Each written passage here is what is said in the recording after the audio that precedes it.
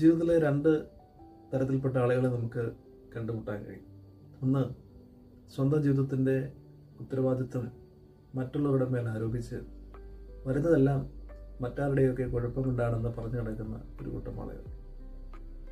എന്നാൽ വേറെ ചിലർ സ്വന്തം ജീവിതത്തിൻ്റെ ഉത്തരവാദിത്വം തനിക്ക് മാത്രമാണെന്നും എന്ത് സംഭവിച്ചാലും അത് തൻ്റെ മാത്രം റെസ്പോൺസിബിലിറ്റിയാണ്, പരാജയപ്പെട്ടാൽ അവർക്ക് പ്രശ്നമല്ല, പരാജയത്തിൽ നിന്ന് അവരെ കുതിച്ച് ചാടി എണീറ്റ് ഇനി എന്ത് തനിക്ക് മുന്നോട്ട് പോകാൻ വഴിയെന്ന് അന്വേഷിക്കുന്ന ഒരു വിഭാഗമാണ്. നമ്മളിതേത് കൂട്ടത്തിലാണെന്ന് സ്വയം ചിന്തിച്ചാൽ മതി. ആദ്യത്തെ കൂട്ടം ആളുകളെ നമുക്ക് പറയാം ഒരു വിക്ടിം മെൻറ്റാലിറ്റിയോടുകൂടി ജീവിക്കുന്ന ആളുകൾ. എല്ലാത്തിനും കാരണം മറ്റുള്ളവരാണ് അല്ലെങ്കിൽ സാഹചര്യങ്ങളാണ്. അവർക്ക് വളർച്ച അസാധ്യമാണ്. കാരണം തിരുത്തപ്പെടാനോ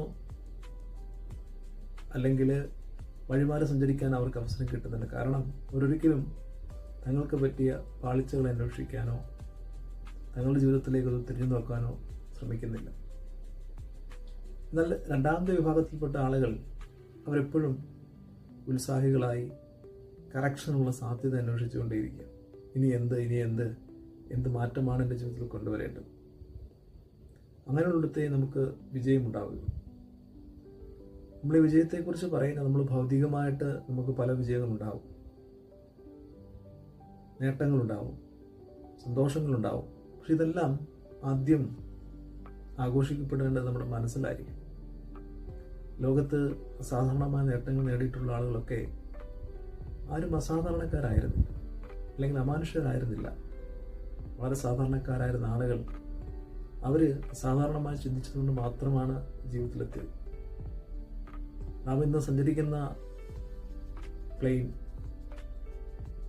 അത് റൈറ്റ് സഹോദരന്മാർ അവരുടെ മനസ്സിലാണ് ആദ്യം കണ്ടത്, അവരുടെ മനസ്സിലാണ് ആദ്യം ഓടിച്ചത്.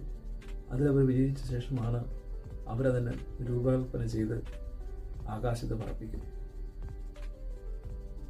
Thomas Alva Edison electric bulb കണ്ടുപിടിച്ചതും ആ വഴി തന്നെയാണ്. എല്ലാ നേട്ടങ്ങളും അങ്ങനെയാണ്.